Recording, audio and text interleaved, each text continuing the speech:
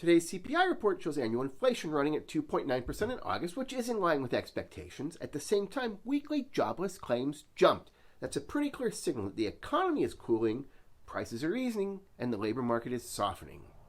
But let's talk about the elephant in the room: owner's equivalent rent. Somehow this made-up number still accounts for almost a third of the core CPI. 1/3.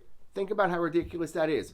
We're basing national inflation policy, literally whether the Fed cuts rates or not, on a survey question that asks homeowners, hey, what would your house rent for if you rented it out right now? Really?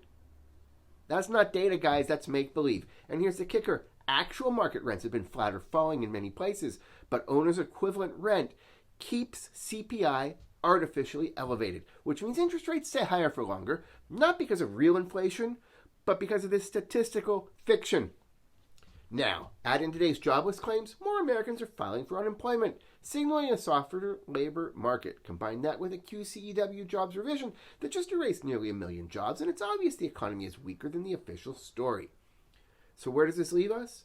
Inflation is falling, jobs are softening, and the Fed is still clinging to a CPI number bloated by imaginary rent. Rate cuts aren't just likely next week, they're long overdue. Here's the real-world impact. If you bought a refinanced home in the past 2 years, you've been paying more than you should. Not because of real inflation, not because of market dynamics, but because of how Washington chooses to define the numbers. Follow me if you want someone who actually cuts through the noise and tells you what's really happening, not just what the spreadsheets pretend is happening.